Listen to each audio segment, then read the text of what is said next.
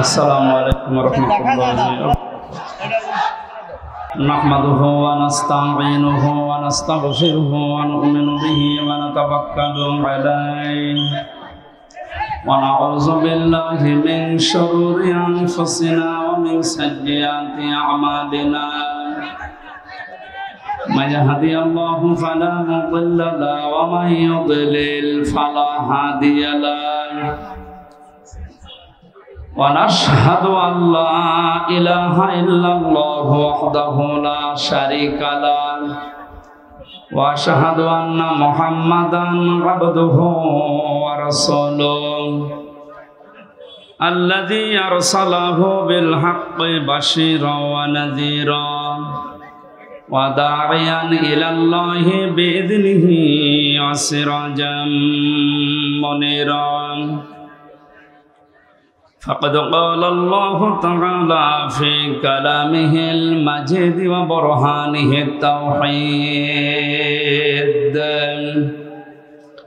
أعوذ بالله من الشيطان الرجيم بسم الله الرحمن الرحيم يا أيها الذين آمنوا اتقوا الله وكونوا مع الصادقين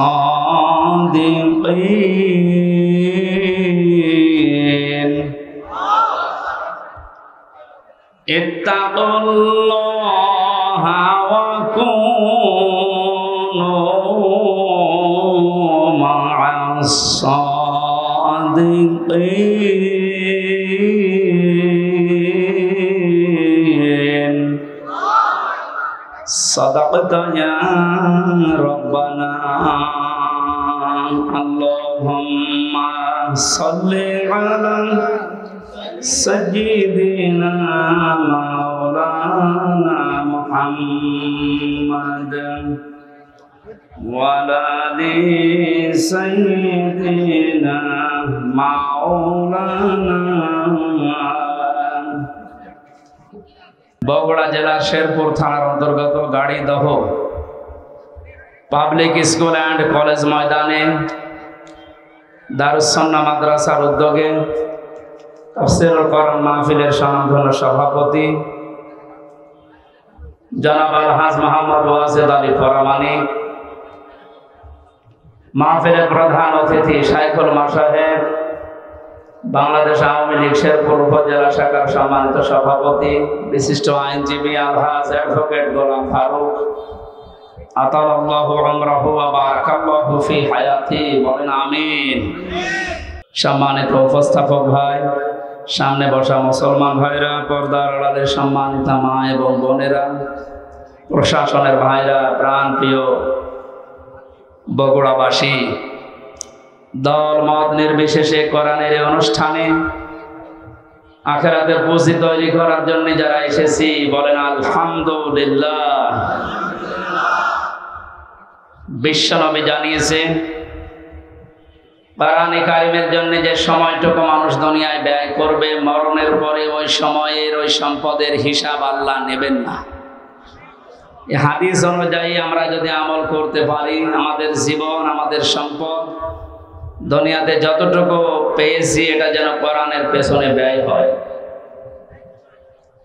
বিশ্বনবী বলেন, মান করাল কোরআনা ফাস্তাযহারাহু ফাহাল্লা হালালাহু ওয়া হাররামা হারামাহু আদখালাহুল্লাহুল জান্নাহ ওয়া শাফাআহু ফি আশারাতিন মিন আহলি বাইতিহি কুল্লুহুম ক্বাদ ওয়াজাবাত লাহুন নার।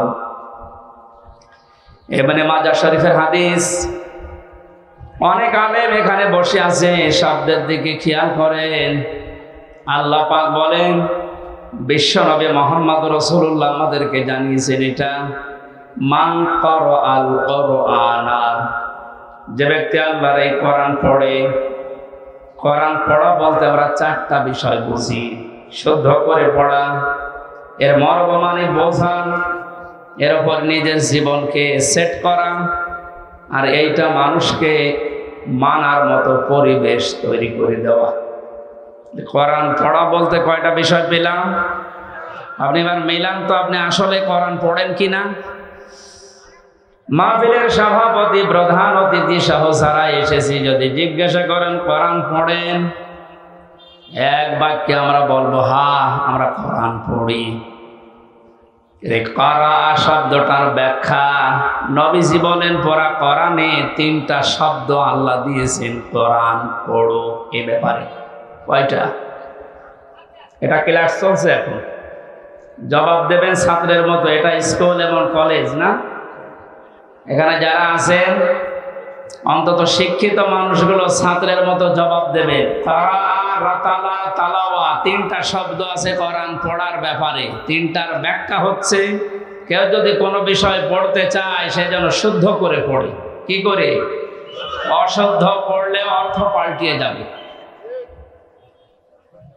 এখানে অনেক মানুষ এমন বসে আছে নামাজে দাঁড়ালে পড়ে ইযা জাআ নাসরুল্লাহি ওয়াল ফাত, হয়েছে?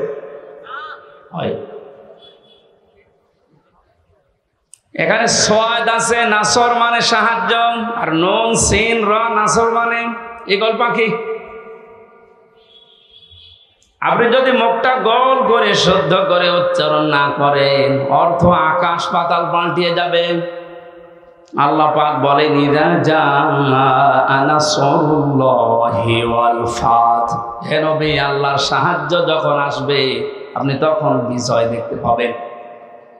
যদি মুখটা গোল না করে সিন দিয়ে উচ্চারণ করেন অর্থ হয়ে যাচ্ছে হে নবী যখন শকুন আসবে, ঈগল পাখি আসবে তখন আপনি বিজয় পাবেন। বুঝেছে?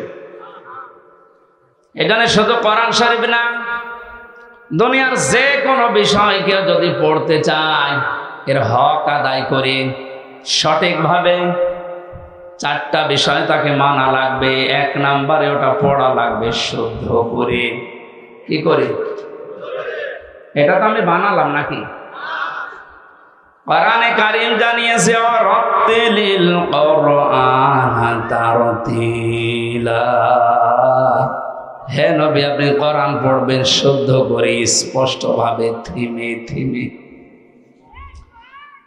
প্রধান অতিথি সহ যারা এখানে আছেন নবীজির এই হাদিসের প্রথম অংশটা আমরা একটু মিলাই আমাদের জীবনে। নবীজি জানিয়েছেন যে ব্যক্তি কোরআন পড়ে, আপনি তো বলছেন আমি কোরআন পড়ি, তাহলে এটা শুদ্ধ করে পড়া লাগবে আপনাকে।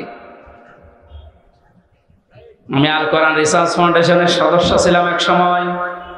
আমি দেখেছি এই দেশের জরিপে 100 জনের 95 জন আল্লাহর কোরআন শরীফ শুদ্ধ করে পড়তে পারে না।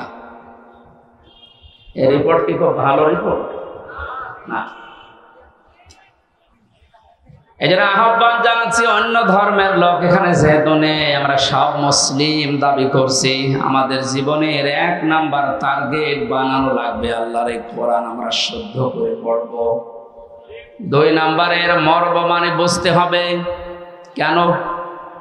কোরআনে কারীম জানিয়েছে ওয়াইদা সামিউ মা উনজিলা ইলার রাসূলি তারা আ'য়ুনাহুম তাফিদু মিনাদ দামি মিম্মা আরাফু মিনাল হক ইলা আখির আয়াত।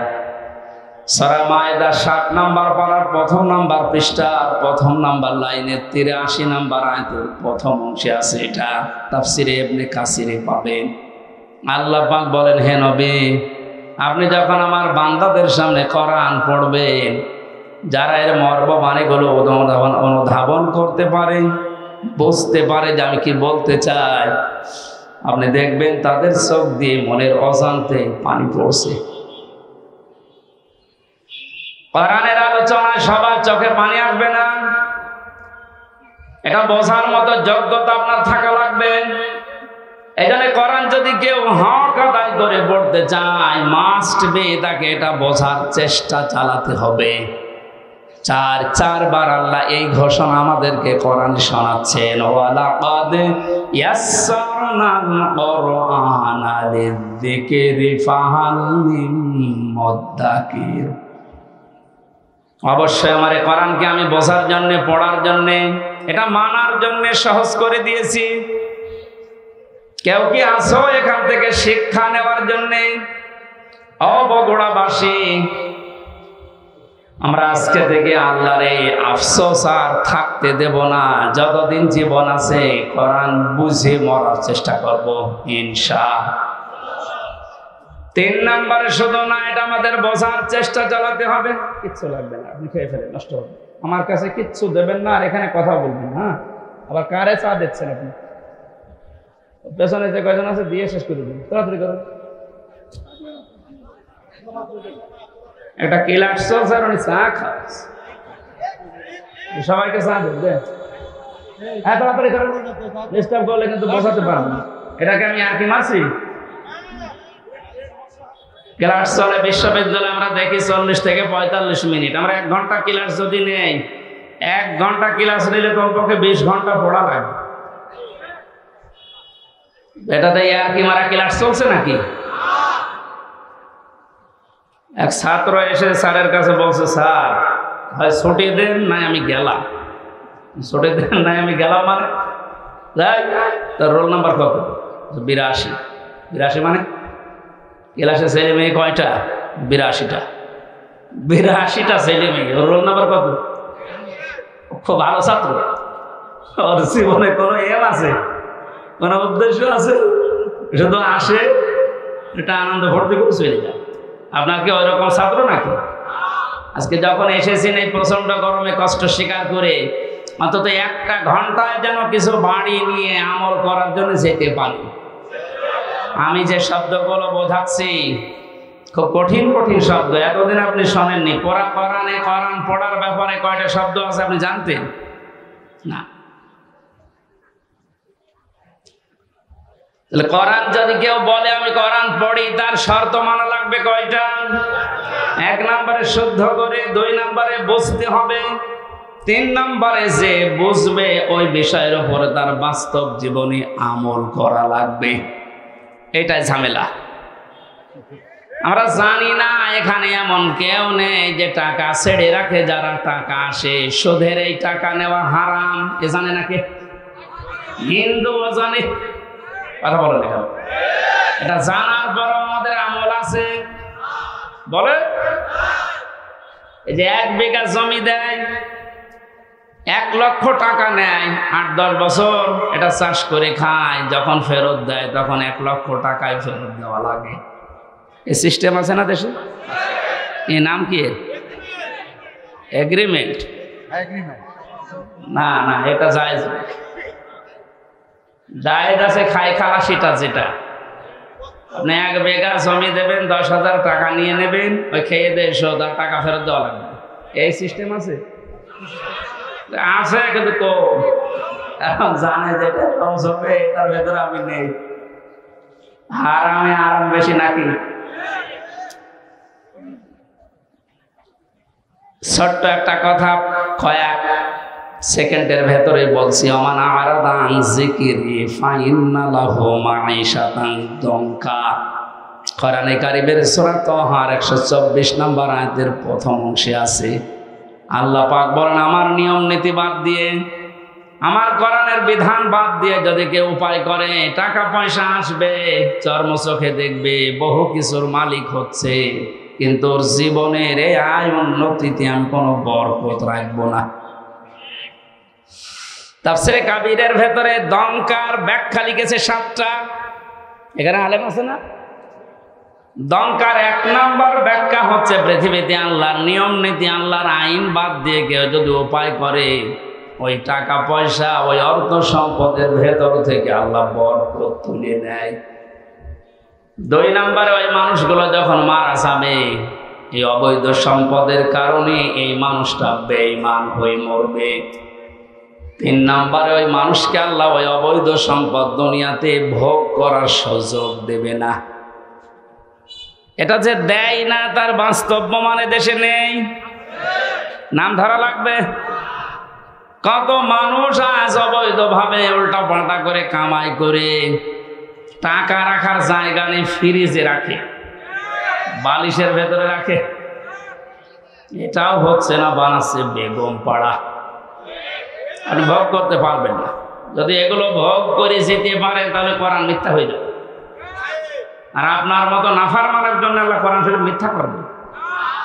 যেন দুনিয়াতে আপনাকে ওই টাকা ওই সম্পদ ভোগ করার সুযোগ দেবে না, এর আগে আপনি পটল তুলবেন।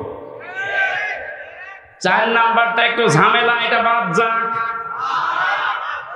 যারা আল্লাহর নিয়ম নীতি বাদ দিয়ে উপায় করেন সুদ ঘুষ, মানুষের উপরে জুলুম করে ফাঁকি দিয়ে অন্যায় ভাবে যেভাবে উপায় করছেন, আপনার মরণে দৃষ্টান্ত সৃষ্টি হবে দুনিয়ায়। পৃথিবী সাক্ষী হয়ে থাকবে আপনার মরণে। এটাও বেশি বলে ফেললাম নাকি? আপনি কি মনে করছেন আমি সব বানালাম একটা একটা করে? না, যেগুলো বলছি সব আমি পড়িয়ে এসেছি। অবৈধ ইনকামের মানুষকে আল্লাহ দৃষ্টান্ত করে রাখে দুনিয়াতে, তার মরণকে ইতিহাস বানিয়ে রাখে। আপনি এমনি টের পেয়েছেন, আমি জানি। এই জন্য আমরা সাবধান হব। জানি সবাই এটা হারাম, কোরআন থেকে হাদিস থেকে পড়েছি, জানার পরও যে লোকটা মানে না, ওর কোরআন পড়া হয়নি। 4 নাম্বারটা, এটা সবচাইতে বড় ঝামেলা এবং কঠিন। নবীজি বলেন কেউ যদি কোরআন পড়ে এ কথা বলে, সে শুদ্ধ করে পড়বে, সে ওইটা বোঝার চেষ্টা চালাবে, নিজে মানবে, এবং এটা মানুষ যেন মানতে পারে সেই ব্যবস্থা করে দেবে। এটা ঝামেলা না? এটা যদি আজ কেউ করতে চায়, সে সবচাইতে বড় বিপদে আছে এই বাংলাদেশে। আমি কোরআন পড়ি, আমি শুদ্ধ করে পড়ি, আমি বুঝি, এবং আমি যতটুকু বুঝি অতটুকু মানার চেষ্টা চালাচ্ছি, অসুবিধা নেই। 4 নাম্বারটা, আমি যতটুকু মানি এটা মানুষ যেন মানতে পারে, ওই ব্যবস্থা আমি করে দিতে চাই। এটা কোরআন পড়ার 4 নাম্বার শর্ত। এই কথা বলছেন? 4 নাম্বারটা কি সহজ না কঠিন? এটা করতে গেলে আজ পদে পদে বিপদ। তাহলে 4টা শর্ত যারা মানে না, ওদের কোরআন পড়া হচ্ছে। জন্মের পর থেকে এটা শুনেছি, কেউ যদি কোরআনের একটা হরফ পড়ে তার নেকি হয় কয়টা? হ্যাঁ, আপনার পড়া তো আবার পড়ার মতো হওয়া লাগবে। আপনি যদি আমার ছোট মেয়ের মতো পড়েন, ওর বয়স 4 বছর, ও তো পড়ে, ওই 1 লাইন পড়তে গেলে 1 লাইনে যদি 10টা শব্দ থাকে 9টা ভুল করে, ওর পড়া হচ্ছে। আপনার পড়াও তো ওইরকম হয়ে যাচ্ছে। নবীজির হাদিসের প্রথম শব্দ ছিল, যে ব্যক্তি কোরআন পড়ে, তার মানে 4টা শর্ত যারা দুনিয়ায় মানতে পারে ওদের পড়া হয়, আর ওদের প্রতিটি অক্ষরে 10টা করে নেকি হয়। দ্বিতীয় শব্দ ছিল ফাস্তাজহারাহু, কোরআন পড়ে শেষ করে দেয় না।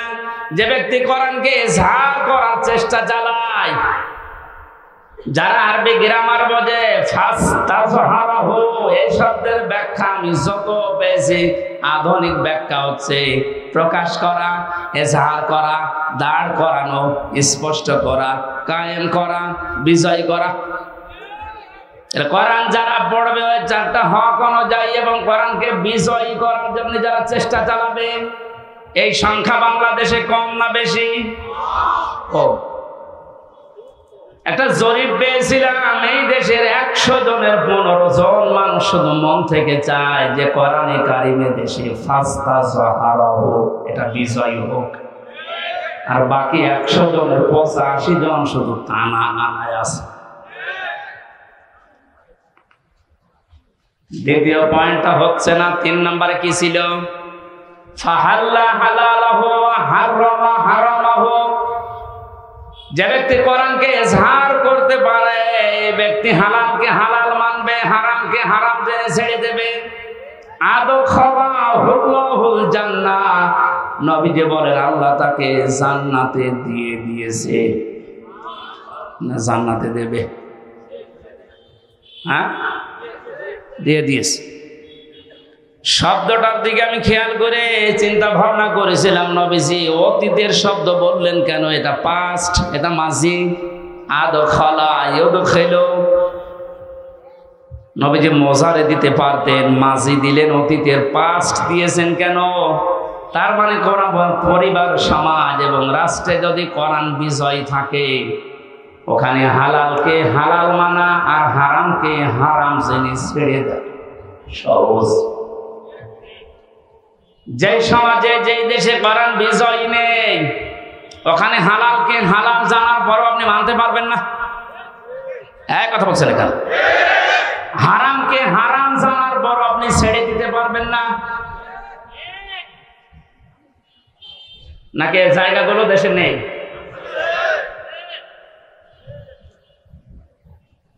এই জন্য প্রতিটি শব্দের আগে দেখবেন ফা দেওয়া আছে। মান করাল কোরআনা ফাস্তাজহারাহু ফাহাল্লা হালালাহু, সব ফা দিয়ে আরম্ভ। ফায়ের ব্যাখ্যা আছে। ফা শব্দটা আরবি গ্রামার অনুযায়ী 19টা অর্থে ব্যবহার হয়। এখানে যে ফা দিয়ে নবী যে বাক্যগুলো আরম্ভ করছেন, প্রতিটির পেছনে লুকিয়ে আছে আগেরটা যদি মানতে পারো পরের ফল দেখতে পাবে। তা আপনি কোরআন পড়ছেন কি করে? আপনি নিজে এবার টের পান 4টা শর্ত মিলছে না। কোরআনকে এজাহার করার জন্য, বিজয় করার জন্য আপনার কোনো কার্যকারী ভূমিকা নেই। তাহলে হালালকে আপনি হালাল জেনে মানবেন কি করে? হারামকে হারাম জানার পরে ছেড়ে দেবেন কি করে? আদখালাহুল্লাহুল জান্নাত পরে, এর পরের শব্দে পেয়েছি ওয়াশাফাআহু ফি আশারাতিন মিন আহলি বাইতিহি কুল্লুহুম ক্বাদ ওয়াজাবাত লাহুন নার। বিশ্বনবী বলে, সত্যি যদি আল্লাহ রাব্বুল আলামিনের হারামকে হারাম জানার পরে তুমি ছেড়ে দিতে পারো, হালালকে হালাল জেনে আঁকড়িয়ে ধরতে পারো, আল্লাহ তোমাকে শুধু জান্নাতে দেবে না, তোমার সুপারিশে পরিবারের 10 জন মানুষকে জান্নাতে দিয়ে দেবে। যাদের উপরে জাহান্নাম অবধারিত হয়ে গিয়েছিল। তাহলে যে কোরআন শুনতে এসেছে আপনি বুঝলেন এর মর্যাদা কোথায়? আল্লাহ পাকে হাদিসটা আমাদের প্র্যাকটিক্যাল লাইফে সেট করার তৌফিক দেন, বলেন আমিন। দরুদ আর সালাম পড়ছে আমাদের নবী মুহাম্মদ রাসূলুল্লাহ সাল্লাল্লাহু আলাইহি ওয়াসাল্লামের প্রতি। মহান আল্লাহ তার যে সমস্ত নাম আছে, এই নামগুলো দুনিয়াতে কয়েকটা নবীর নামের শেষে দিয়েছেন। তার ভেতরে আমাদের নবীকে আল্লাহ দিয়েছেন রাউফুর রহিম, খুলুকিন আযীম। ইব্রাহিম নবী আলাইহিস সালামকে ইসমাইল নবীকে দিয়েছিলেন গোলামিন হালিম, আমার সহনশীল বান্দা। ইসহাক নবীকে ডাক দিয়েছিলেন গোলামিন আলিম, আমার জ্ঞানী বান্দা। আর মুহাম্মদ রাসূলুল্লাহকে দিয়েছেন খুলুকিন আযীম, আমার মহান বান্দা। এত বড় চরিত্র আমার নবী মুহাম্মদ রাসূলুল্লাহকে আমি দিয়েছি, কিয়ামত পর্যন্ত মানুষ শুধু অনুসরণ করে যাবে, এর কুল কিনারা খুঁজে পাবে না। বলেন সুবহানাল্লাহ। সেই নবীর আদর্শ আজ আমাদের সামনে পড়ে আছে। জন্ম থেকে মৃত্যু পর্যন্ত তাকে বাদ দিয়ে আপনি কাকে আদর্শ মেনে চলেন? আপনার বিবেককে প্রশ্ন করেন। আল্লাহর ঘোষণা দেওয়া একটা আদর্শ আছে দুনিয়ায়, কয়টা? বলেন বলেন। আল্লাহ নিজে ঘোষণা দিয়েছেন যে এই আদর্শটা মেনে চলো। ইয়াসিন ওয়াল কুরআনিল হাকীম। ইয়া মানে হে, সিন মানে সাজ্জেদ। আল্লাহ পাক জানাতে চেয়েছেন, হে নেতা, দুনিয়াতে আল্লাহর ঘোষণা দেওয়া নেতা আদর্শ মাত্র একটা, তার নাম মুহাম্মদ রাসূলুল্লাহ। আল্লাহ রাব্বুল আলামিন পুরা কোরআনে নবীকে 7টা নামে বিশেষভাবে ডাক দিয়েছেন। তার ভেতরে ইয়াসিন, তাহা, মুহাম্মদ, আহমদ, আব্দুল, মুজাম্মিল, মুদাসসির। বগুড়াবাসী বিবেক যদি থাকে আজকে কাজে লাগাবেন। আল্লাহর ঘোষণা দেওয়া নেতা আদর্শ যার নাম তিনি জানিয়েছেন মুহাম্মাদুর রাসূলুল্লাহ, সেটা বাদ দিয়ে যদি পৃথিবীর কাউকে আপনি অনুসরণ করেন, অনুকরণ করে চলেন, আপনি মরতে দেরি, জাহান্নামে যেতে দেরি হবে না। এইটা আমি বানালাম না, এটা মানুষ। ইমাম বুখারী রাহমাতুল্লাহ আলাইহি বুখারী শরীফ লেখার আগে একটা কিতাব লিখেছেন আল আদাবুল মুফরাদ। এখানে একটা হাদিস তিনি এনেছেন, 6 প্রকার মানুষকে আল্লাহ বিনা বিচারে, বিনা হিসাবে, কোনো হিসাবও নেবে না, বিচারও করবে না, মরণের পরে তাদেরকে আল্লাহ জাহান্নামে পাঠিয়ে দেবে। তার 3 নাম্বারেই তারা দুনিয়াতে যাদের আদর্শ মুহাম্মদ রাসূলুল্লাহ ছিল না। এই হাদিসটার কোরআনের সূরা ইয়াসিনের ইয়াসিন, এই আয়াতের ব্যাখ্যা তাফসীর পড়ার পরে আমার বড় ভয় হচ্ছে। এই পৃথিবীতে হাজারো মানুষ মুহাম্মদ রাসূলুল্লাহর আদর্শ না মানার কারণে জাহান্নামে যাচ্ছে। আল্লাহ তুমি আমাদেরকে বাঁচাও, বলেন আমিন। আমি এটা বলে আপনার ক্ষতি করে ফেললাম?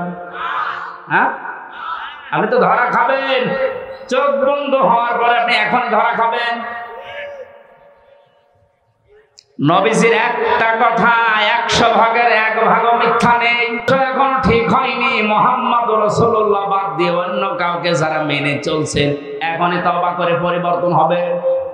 নয়তো আপনার কোনো হিসাব নেই, বিচার নেই, আপনি মরে গেলে বিনা হিসাবে, বিনা বিচারে জাহান্নামী। আল্লাহ তুমি আমাকে সহ যারাই আমরা এসেছি এটা বুঝে মানার তাওফিক এখনই দান করো। আরো জোরে বলেন। কোরআনে কারিমের 6666 আয়াতের মাত্র একটা আয়াত পড়েছি, সূরা তাওবা 119 নাম্বার আয়াত। আমরা তেলাওয়াত কিন্তু আয়াত তাফসীর আকারে কথা বলবো ইনশাআল্লাহ, আল্লাহ যেন তৌফিক দেন। আউযু বিল্লাহি মিনাশ শাইতানির রাজীম। বিসমিল্লাহির রহমানির রহিম।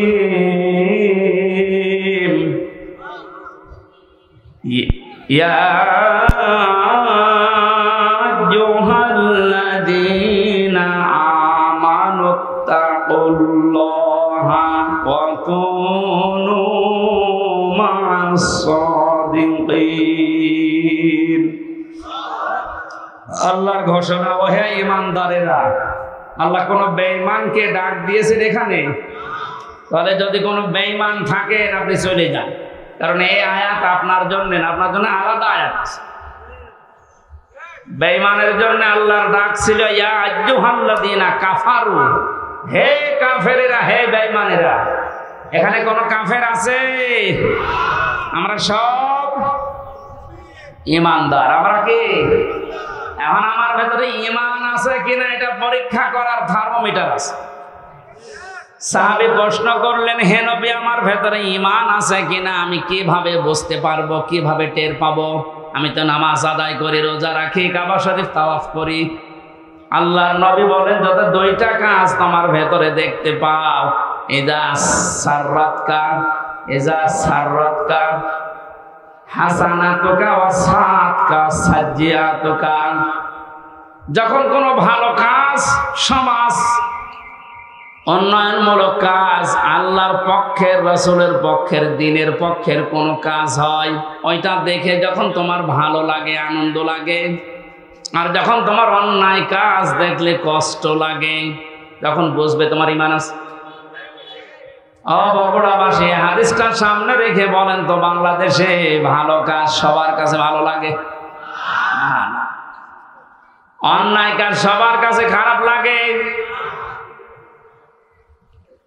আপনি নিজেই নিজেকে পরিমাপ করতে পারবেন আসলে আপনার ঈমান আছে কিনা। এখন যদি মনে করেন কি আমি শেরপুর মসজিদের সভাপতি, আমার ঈমান নেই, মানে আমি তো শেরপুরের সভাপতি, আর আবু সাহেব ছিল কাবা শরীফের সভাপতি,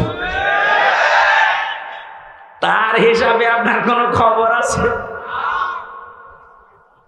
শেরপুর বাংলাদেশে কয়জন চেনে? আর কাবা শরীফ সেই জায়গার সভাপতি হয়েও বেঈমান জাহান্নামে গেছে। আর আপনি শেরপুরের সভাপতি হয়ে বগল বাজাচ্ছেন যে আমার ইমান নেই। মানে ভালো কাজ যার কাছে আনন্দ লাগে না, অন্যায় দেখলে যার কাছে কষ্ট লাগে না, সে যেই হোক ওটা বেঈমান। ইমান আছে কিনা হামজারে জিজ্ঞাসা করা লাগবে, আপনি নিজে টের পাচ্ছেন। সুতরাং ইমান যাদের আছে হাদিস অনুযায়ী আল্লাহ পাক তাদেরকে ডাক দিলেন, হে ইমানদারেরা।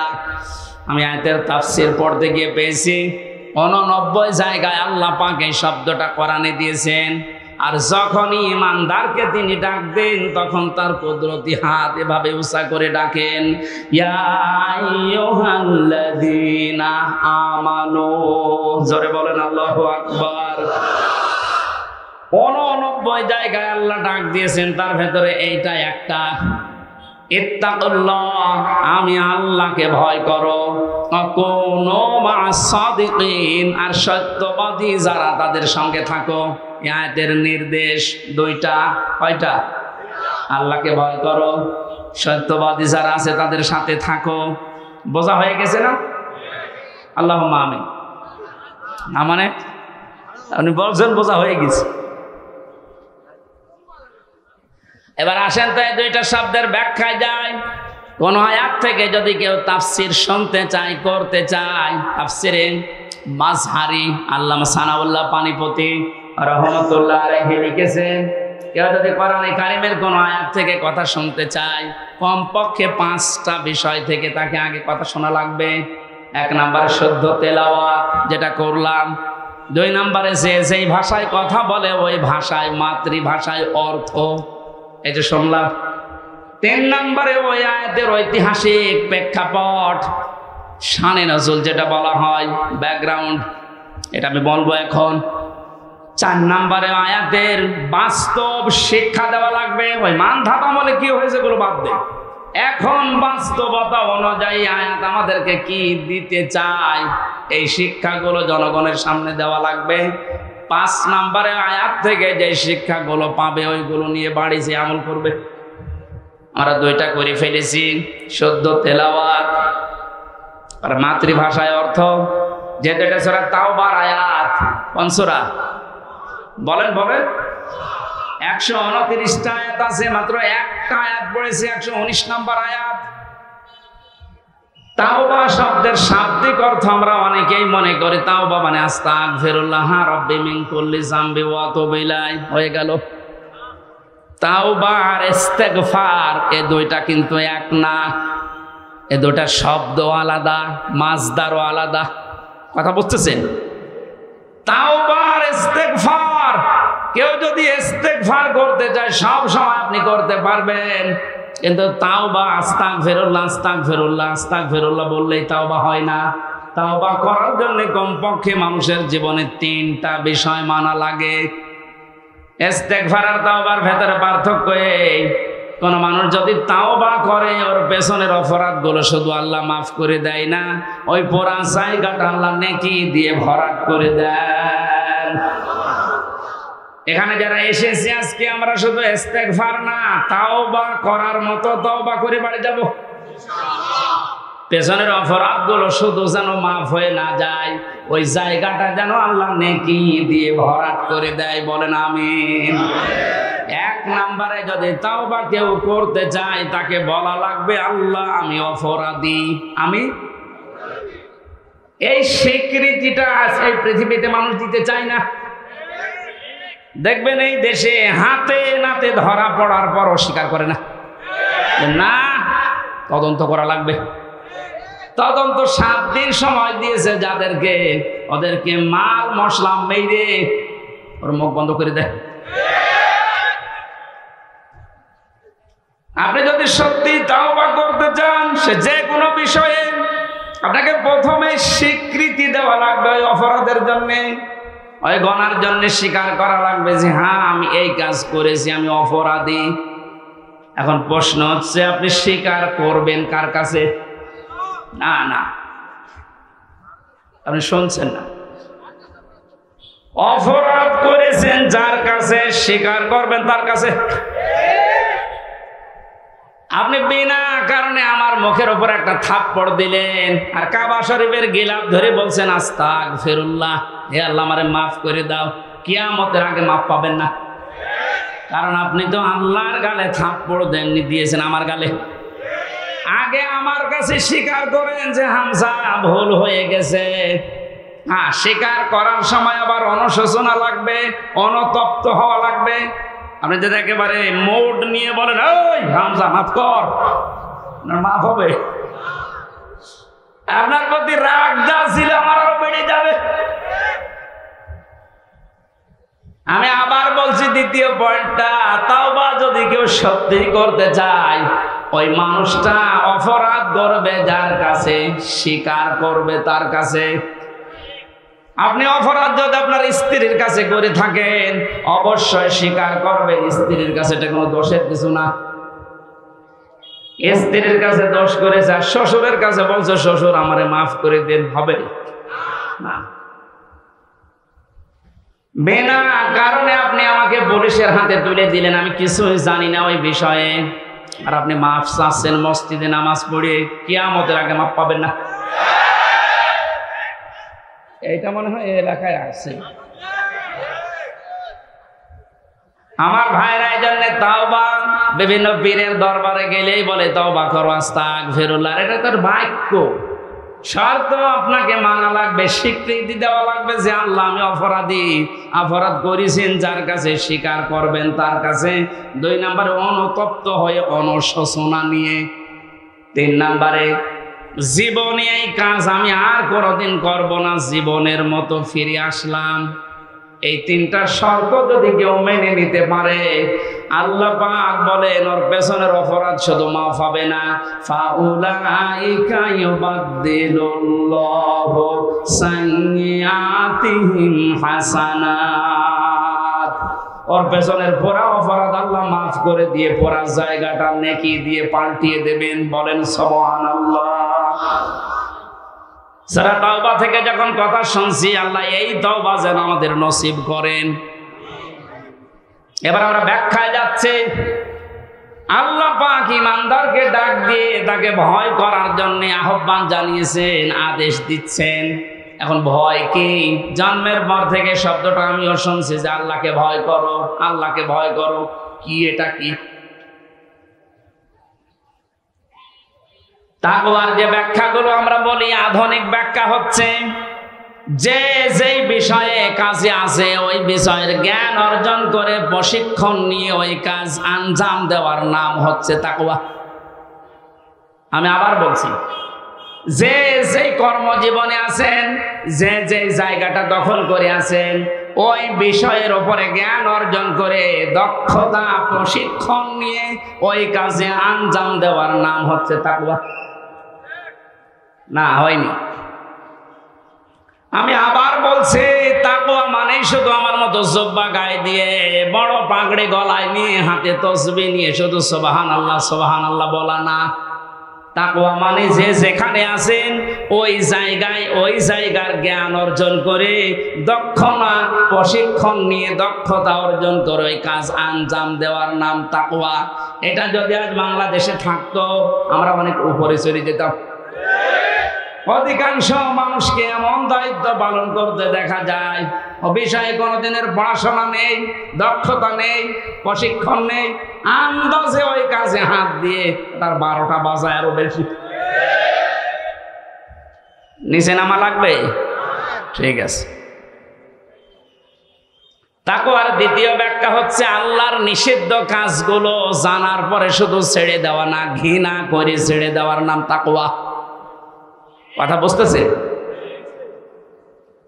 আল্লাহ আমাদেরকে তাকওয়া অর্জন করার মাধ্যমে 9টা উপকার করতে চেয়েছেন। দুনিয়াতে কেউ যদি তাকওয়াবান হতে পারে, তাকওয়া মানে কি শুধু জুব্বা গায়ে দেওয়া, শুধু জিকির করা? যেখানে যেই কাজে আপনি হাত দিয়েছেন, হ্যাঁ আপনি লেবার, কোনো অসুবিধা নেই। আপনি গাড়ি সারেন, মনে করেন গাড়ির মিস্ত্রি, ওই বিষয়ের উপরে লেখাপড়া করে, ওই বিষয়ে প্রশিক্ষণ নিয়ে দক্ষতা অর্জন করে ওই কাজকে সুচারুরূপে আঞ্জাম দেওয়ার নাম কি? আরো জোরে বলেন। আর চাইনার দিকে তাকান, দিন দিন উন্নতি এমনি করছে, এইটা থাকার কারণ। ওরা যে যে বিষয়ের উপরে দক্ষতা অর্জন করে লেখাপড়ে, আমি জেলে যখন ছিলাম 3টা বছর, কয়েকজন চাইনিজ আমার সাথে ছিল। ওরা কি টাকা পয়সার ঝামেলার কারণে ধরা পড়েছিল, দিয়েছে আমার পাশের রুমে। ভাষা তো বুঝতাম না, কিন্তু কর্মদক্ষতা, ওদের যে কাজ কারবার ভেতরে এত বুদ্ধি, জীবনে কোনোদিন কল্পনা আসে নাই যে এই পানির বোতল দিয়ে এই কাজ করা যায়। ও ছাতা ওইটা করে দেখাচ্ছে। তো এই বিষয়ের উপর ওদের লেখাপড়া আছে, কর্মদক্ষতা আছে এবং প্রশিক্ষণ নিয়েছে, এই জন্য দিন দিন ওরা উপরে উঠতেছে। আজ আমরা ওদের মতো যদি তাকওয়াটা বুঝতাম আর বাস্তবে কাজে লাগাতাম, আমার মনে হয় যে ষড়যন্ত্র কয়েকদিন আগে প্রধানমন্ত্রী শেখ হাসিনা যে আশঙ্কা করেছে বাংলাদেশ নিয়ে, পার্বত্য চট্টগ্রামের কয়েকটা জেলা, মায়ানমারের কিছু অংশ আর ইন্ডিয়ার কিছু অংশ নিয়ে সাদা চামড়ার যারা আছে তারা কিন্তু গোপন আন্দোলন চালাচ্ছে। এটা একটা স্বাধীন খ্রিস্টান রাষ্ট্র ঘোষণা দেবে। প্রধানমন্ত্রী 14 দলের সাথে গোপন বৈঠক করে যে কয়েকটা কথা শেষের দিকে জানিয়েছে, তার ভেতরে এটা ওনারে আশঙ্কা যদি সত্যি হয়, আপনি চর্মচোখে দেখবেন এদের ভাগ হয়ে সুদানের মতো, দক্ষিণ সুদান, পূর্ব তৈমুরের মতো খ্রিস্টান একটা স্বাধীন রাষ্ট্র এই এলাকায় চলছে। দেখো ভালো সংবাদ নাই। আমাদের কর্মদক্ষতা, তাকওয়ার এই ব্যাখ্যা যেটা আধুনিক ভাবে করা দরকার, এটা আমাদের করা দরকার। আল্লাহ আমাদেরকে ওই পর্যায়ে যাওয়ার তৌফিক দেন, বলেন আমিন। যে যে বিষয়ে আপনার ছেলেটা, আপনার মেয়েটা যে বিষয়ে অভিজ্ঞতা ছোটকাল থেকে দেখবেন, যেদিকে মন আছে ওই বিষয়ে আপনি তাকে তুলে দিন। সবাইকে আলেম হওয়া লাগবে, সবাইকে ইঞ্জিনিয়ার হওয়া লাগবে না। যে যে বিষয়ের দিকে যেতে চায়, ধাবিত হতে চায়, ভালোবাসে, ওই বিষয়ে যেন জ্ঞান অর্জন করার জন্য রাস্তা পায়, তাকে ব্যবস্থা করে দেন। ও কর্মদক্ষতা অর্জন করে ও প্রশিক্ষণ নিয়ে ওই কাজকে সুচারুরূপে আঞ্জাম দিতে থাকলে দুনিয়া এবং আখিরাত দুইটাই আমাদের জন্য সফল হবে ইনশাআল্লাহ। আমি যে 9টা উপকারের কথা বলতে যাচ্ছিলাম, যেহেতু আর 10 যা কারেন্ট চলে গেল, আমি তো মনে করছিলাম এখনো 10 মিনিট থাকবে। জেনারেটর আছে?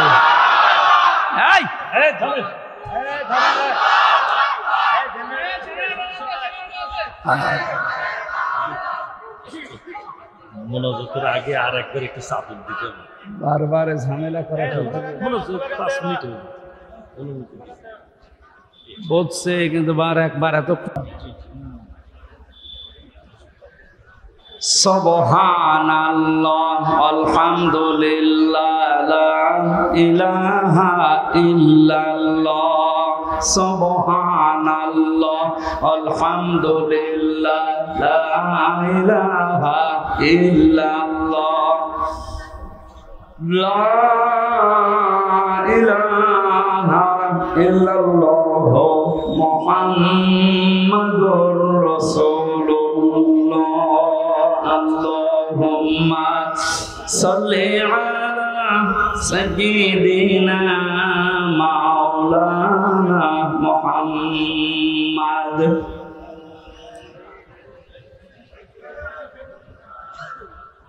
হাবিবানা মুহাম্মাদ। আমার ভাইরা, 9টা উপকারের ঘোষণা দিয়েছেন আল্লাহ। দুনিয়াতে কেউ যদি তাকওয়া অর্জন করতে পারে, 1 নম্বরে ওই লোকটা যদি বিপদে পড়ে, মহান আল্লাহ এমন জায়গা থেকে তাকে সাহায্য পাঠায় যার কল্পনা কোনোদিন তার হৃদয়ে আসে নাই। জোরে বলো সুবহানাল্লাহ। এটা আজ দেখতে আমাদের বহু বাকি। এটা যারা দেখতে পেয়েছিলেন তাদের ঈমান আমি দেখেছি। এই মানুষগুলোর ঈমান পাথরের চাইতেও শক্ত ছিল। সত্যি যারা তাকওয়া অর্জন করতে পেরেছে দুনিয়াতে, ওই মানুষগুলোর কাছে দুনিয়া আল্লাহ এমন তুচ্ছ বানিয়ে দিয়েছে, তামাম দুনিয়াটা একটা ডিমের চাইতেও তাদের কাছে কম দামি মনে হতো।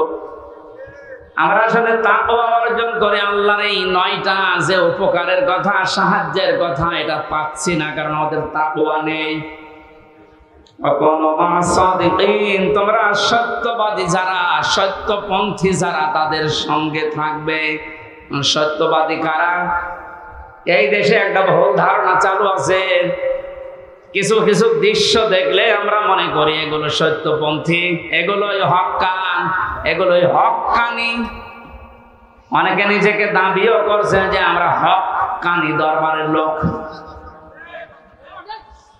কোরআনে কারিমে সূরা তাওবার 119 নাম্বার আয়াতের শেষের অংশের ব্যাখ্যা আল্লাহ দুনিয়ায় কারো কাছে ছেড়ে দেয়নি যে 2 বেলা জিকির করলে সেই লোকটা সত্যবাদী, 5 ওয়াক্ত নামাজ পড়লে সেই লোকটা সত্যবাদী, বছরে একবার হজ করে আসলে সেই লোকটা সত্যবাদী না। আল্লাহ পাক বলেন সত্যবাদী হওয়ার জন্য 10টা গুণ দুনিয়াতে তোর ভেতরে থাকা লাগবে। কয়টা? আরো জোরে বলেন। বগুড়াবাসী, আপনি এখন থেকে আমি সহ প্রত্যেকেই মিলাবো আল্লাহর বর্ণনা অনুযায়ী 10টা গুণ আমার ভেতরে আছে কিনা। আল্লাহ ব্যাখ্যা দিচ্ছেন সূরা বাকারার 177 নম্বর আয়াতে, লাইসাল বিররা আন তুওয়াল্লু ওয়াজুহাকুম কিবালাল মাশরিকি ওয়াল মাগরিবি ওয়ালাকিন্নাল বিররা মান আমানা বিল্লাহ। আল্লাহ পাক বলেন শুধু পূর্ব দিকে পশ্চিম দিকে মুখ ঘুরিয়ে সেজদা দিলেই নেকি না, আসল নেকির কাজ হচ্ছে আল্লাহর প্রতি ঈমান আনা। কার প্রতি? প্রশ্ন আসতে পারে, হুজুর আমার ঈমান আছে, আমি আল্লাহকে বিশ্বাস করি না। কেউ যদি আল্লাহকে বিশ্বাস করি এ কথা বলতে চায়, কমপক্ষে 4টা বিষয় দুনিয়াতে তার ভেতরে পাওয়া যাবে। আপনি এবার মিলান তো আপনার ভেতরে আছে কিনা। ওই যে কায়দায় পড়িয়েছিল হুজুররা ছোটবেলায়, মাওলানা কায়দায় পড়িয়েছে আমাদেরকে, আমানতু বিল্লাহি কামা হুয়া বিআসমাইহি ওয়া সিফাতিহি ওয়া ক্বাবিলতু জামিআ আহকামিহি ওয়া আরকানি। পড়াননি? উনি বলতে চেয়েছে আমানতু বিল্লাহ, যারা বলে আল্লাহ আমি তোমাকে বিশ্বাস করি, প্রথমে আপনাকে স্বীকার করাচ্ছেন কামা হুয়া, আমি এমন আল্লাহকে বিশ্বাস করি যার অস্তিত্ব আছে। কি আছে? দেখবেন অন্যান্য ধর্মের লোকদের সাথে আমাদের মিল নেই, এই কারণে আমরা এমন আল্লাহকে বিশ্বাস করি যার অস্তিত্ব আছে, যার নাম আছে বিআসমাইহি, শুধু নাম না, তার নামের গুণাগুণ আছে, কার্যকারিতা আছে। আল্লাহর নাম আমরা অনেকেই জানি 99টা, আল্লাহর নাম 5000-এর উপরে। প্রতিটি নাম আল্লাহ নিয়েছেন, ওই নামগুলোকে গুণাগুণ দিয়ে কার্যকারিতা হিসাবে আমাদের দেখিয়েছেন। আল্লাহ রব নাম নিয়েছেন, এই কারণে নেই থেকে পূর্ণতায় আমাদেরকে পৌঁছিয়ে দিয়েছেন এই রব নামের কারণে। কথা বলে না কেন? মায়ের বীর গভীরে যখন বাবার এই বীর্যটা দ্রুত গতিতে যে আশ্রয় নেয়, আল্লাহ রাব্বুল আলামিন বলেন যে নেই থেকে আস্তে আস্তে হামজা পর্যন্ত বানালাম।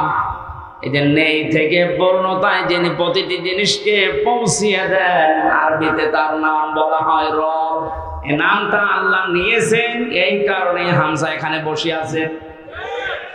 আমার বাবার স্ফলিঙ্গ দিয়ে দ্রুত গতিতে আমার মায়ের রেহেমের ভেতরে যে পানিটা গিয়েছিল, বিজ্ঞান এখন দেখাচ্ছে ওই 1 ফোঁটা নাপাক পানির ভেতরে 40,000 হামজা তৈরি হওয়ার ক্ষমতা ছিল।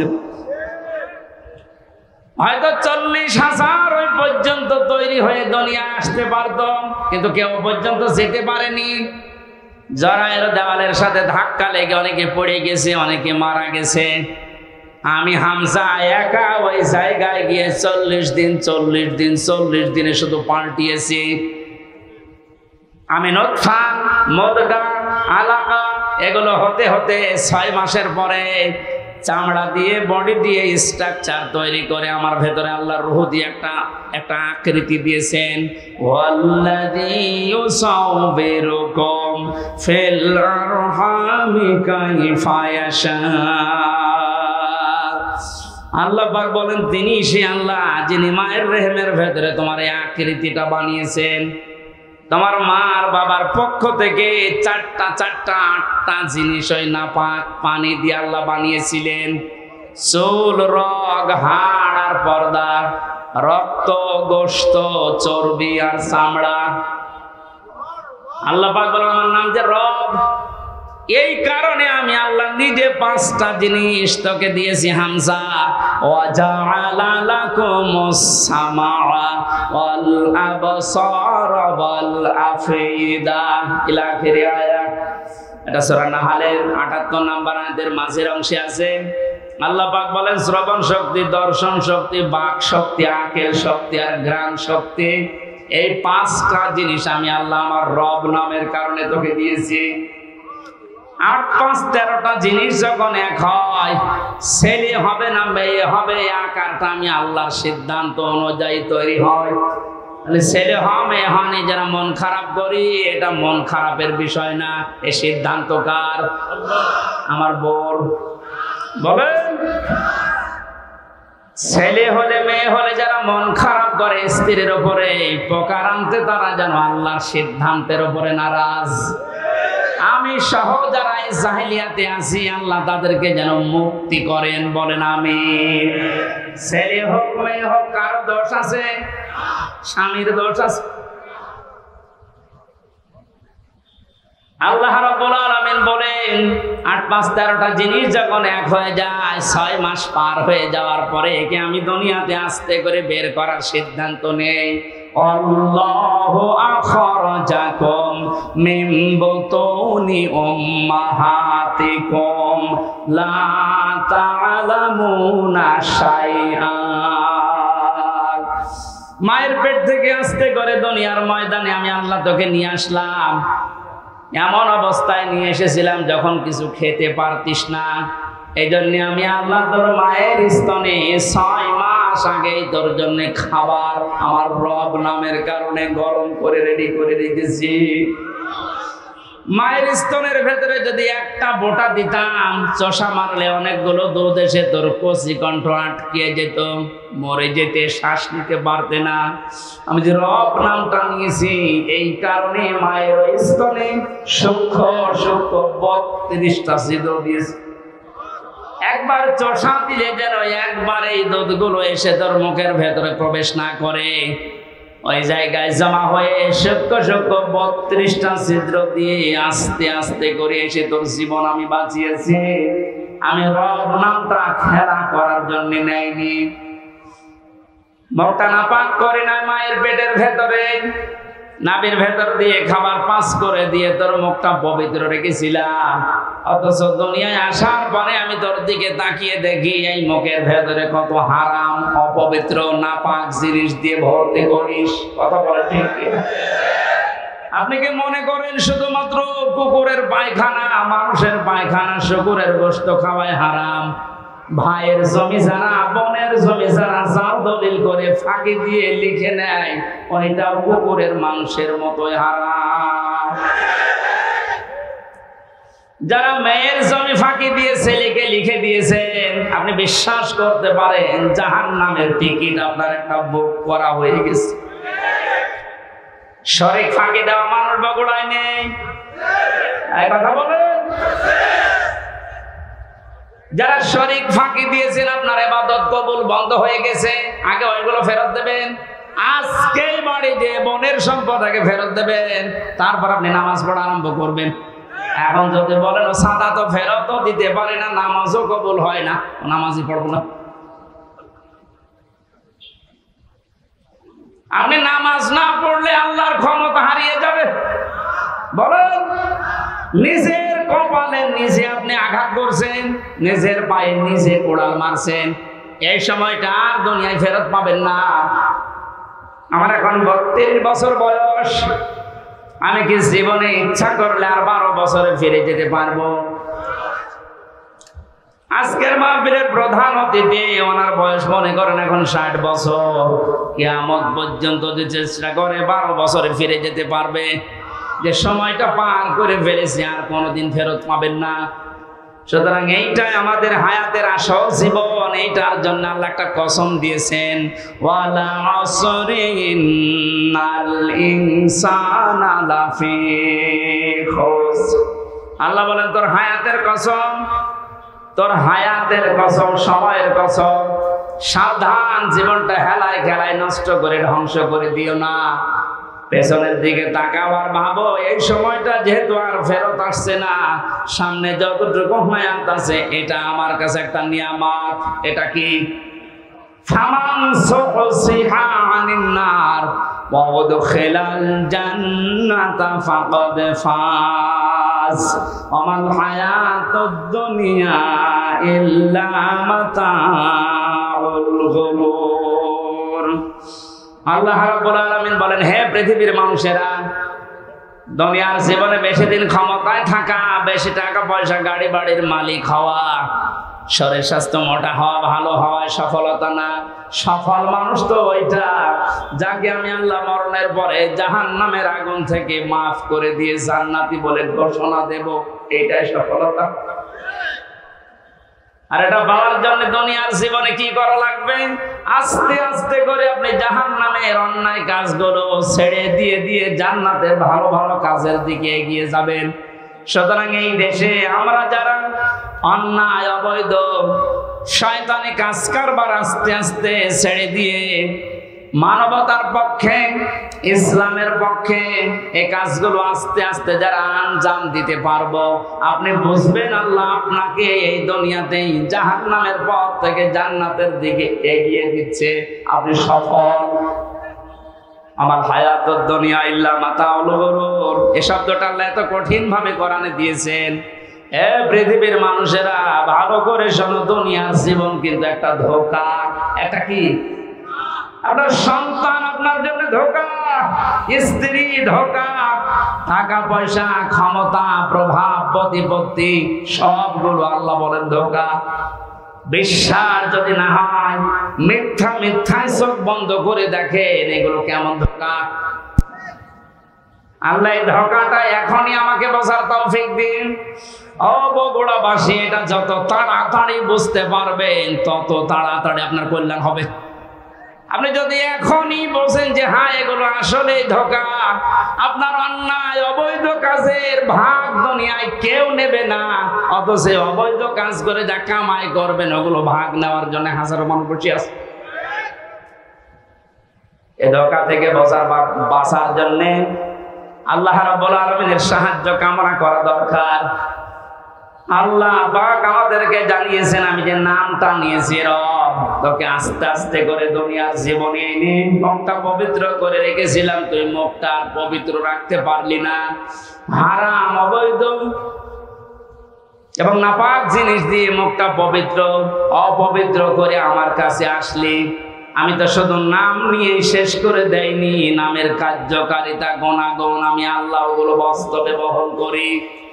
আমি রাজ্জাক নাম নিয়েছি, শুধু নিয়েই শেষ করে দেয়নি। রাজ্জাক নামের কারণে পৃথিবীতে যত সৃষ্টি আছে সবাইকে আমি আল্লাহ রিজিক দেই। জোরে বলেন সুবহানাল্লাহ। রিজকের দায়িত্ব কার? আর জোরে বলেন, জাহান্নাম থেকে বাঁচার দায়িত্ব কার? যেটার দায়িত্ব আল্লাহ আমাদেরকে দিয়েছেন ওইটার বিষয়ে আমরা বেখবর হয়ে আছি, বেহুশ হয়ে আছি। আল্লাহ আমাদের আমলের, ঈমানের উপরে ভিত্তি করে আখিরাতে নাজাত দেবেন, এইটার কোনো খবর আমাদের নেই। অথচ যেটার দায়িত্ব আল্লাহ নিজের হাতে নিয়েছেন ওইটা নিয়ে পেরেশান হয়ে আজ হাজারো মানুষ জাহান্নামের টিকিট কেটে বিদায় দিচ্ছে। আল্লাহ মাতাউল গরুরটা একটু বোঝার তৌফিক আমাদেরকে দাও না, বলেন আমিন। এখানে এমন আল্লাহর উপর আমরা ঈমান এনেছি যার অস্তিত্ব আছে, যার নাম আছে, আর প্রতিটি নামের গুণাগুণ আছে, কার্যকারিতা আছে। তিনি হুকুম দিয়েছেন, তিনি আরকান দিয়েছেন।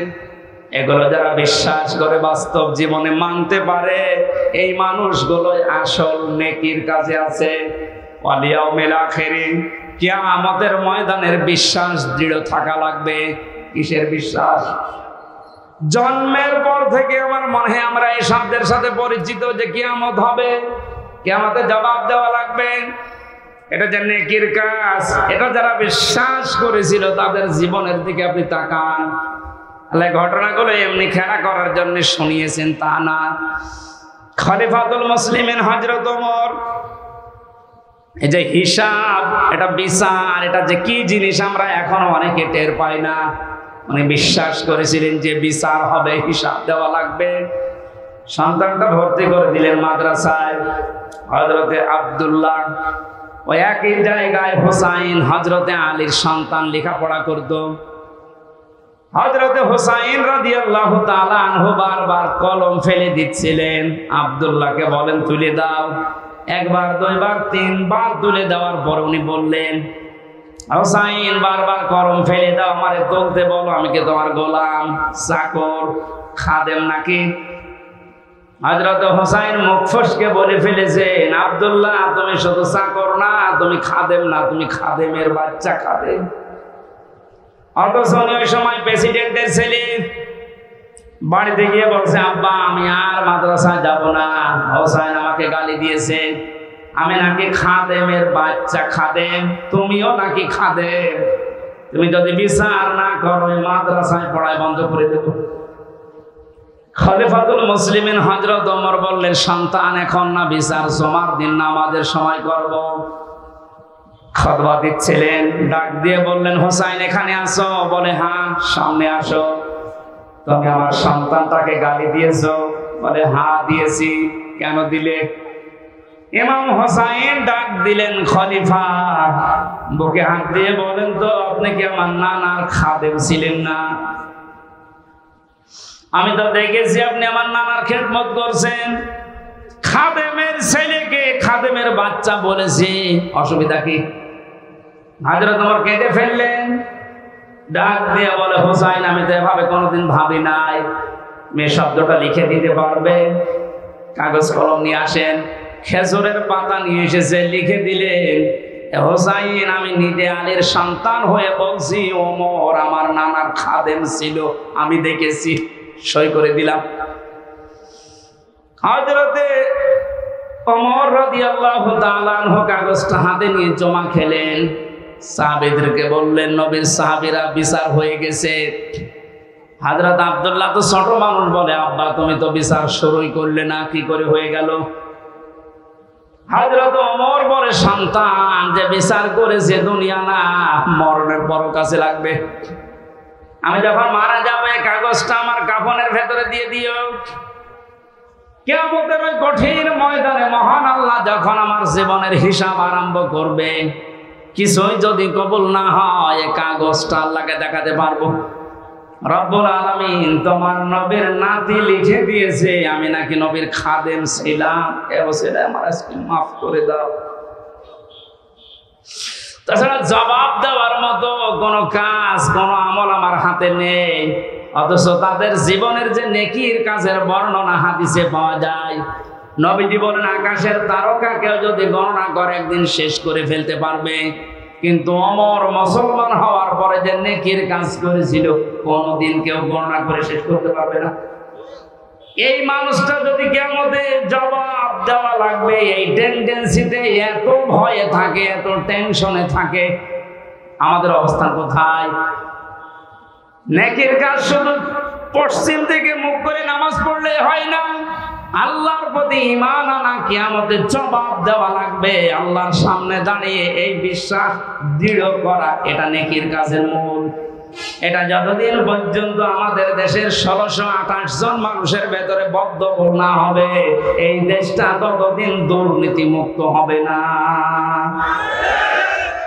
আল মালায়েকাতে ফেরেশতাদের বিশ্বাস করা, আল কিতাবে কিতাবে বিশ্বাস করা, অন নবীর নবীদেরকে বিশ্বাস করা, ওয়া আতাল মালা আলা হুব্বিহি যাবিল কুরবা, আল্লাহর মহব্বতে নিজের সম্পদ চাহিদা থাকার পরও যারা নিকট আত্মীয় স্বজনের জন্য ব্যয় করে। ও বাংলার জনগণ, এই গুণটা আজ বাংলাদেশে কার ভেতরে আছে আপনি তাকান।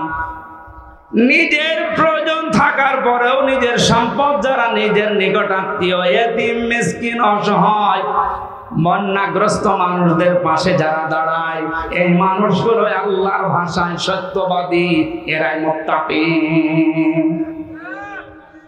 মুত্তাকি সত্যবাদী খোঁজার জন্য আমেরিকায় যাওয়া, সৌদি আরবে যাওয়া দরকার নেই।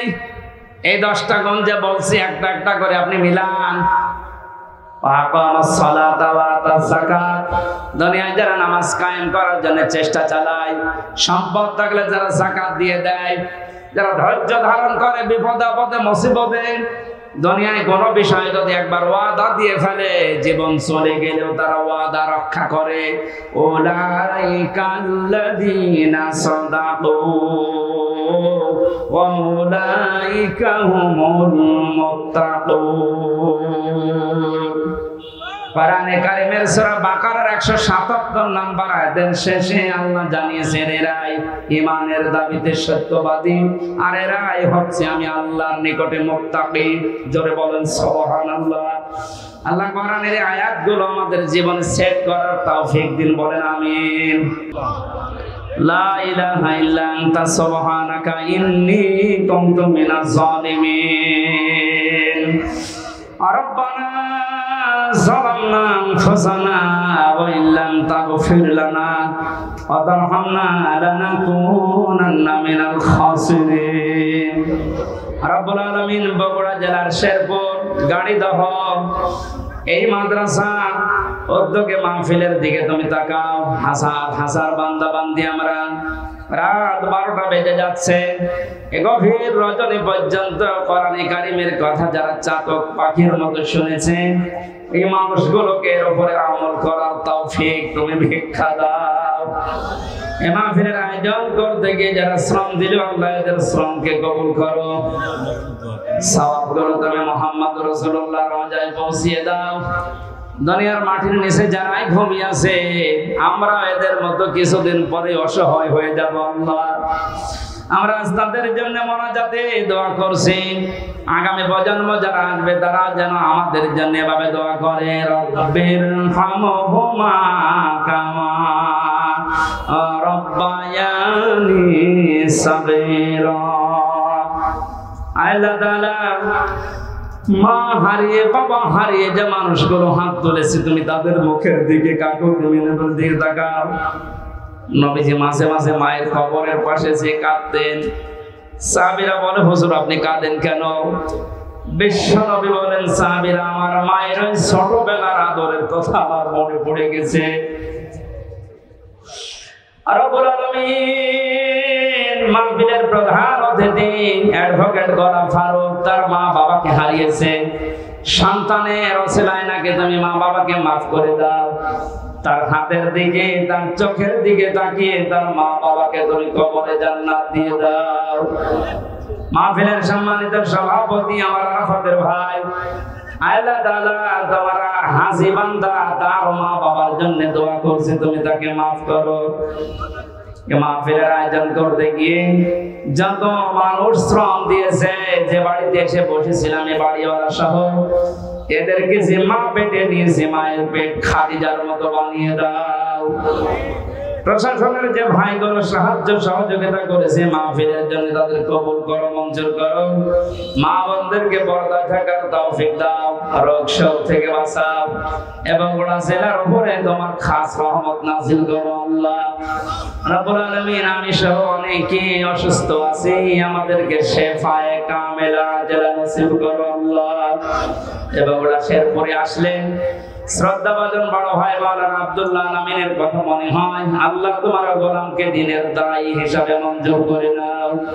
মাওলানা রেজাউল করিম ফারুকী, আব্দুল ওয়ালি রশিদি ভাই সহ এ মাহফিল যার মাধ্যমে এসেছি, আল্লাহ তাআলা ফরিদুল হক ভাই সহ যত আলেম এখানে এসেছে, আলেমদেরকে আলেম হিসাবে কবুল করে নাও। আল্লাহ তাআলা ওয়াহিদুল ইসলাম সহ যত মানুষ আমিন আমিন করছে, জীবনের চাহিদা সেগুলো পূর্ণ করে দাও। বাকি জীবন ইসলাম ঈমানের উপরে টিকে থাকার তৌফিক দাও। দেশটা নিয়ে যে ষড়যন্ত্র চলছে আল্লাহ তুমি বাঁচাও রব্বুল আলামিন। দেশের দায়িত্বে যারা আছে সততার সাথে পালন করার তৌফিক দাও। সাদিকিন হওয়ার জন্য যে 10টা গুণ তুমি কোরআনে দিয়েছো, আমি সহ প্রত্যেককে এখন থেকে মেনে চলার আমল করার সুযোগ দাও। বারাকাল্লাহু লানা ওয়া লাকুম ফিল কোরআনিল আযীম। কখন কার মরণ আসে জানি না, যখনই মরণ আসবে যেন বলি লা ইলাহা ইল্লাল্লাহু মুহাম্মাদুর রাসূলুল্লাহ।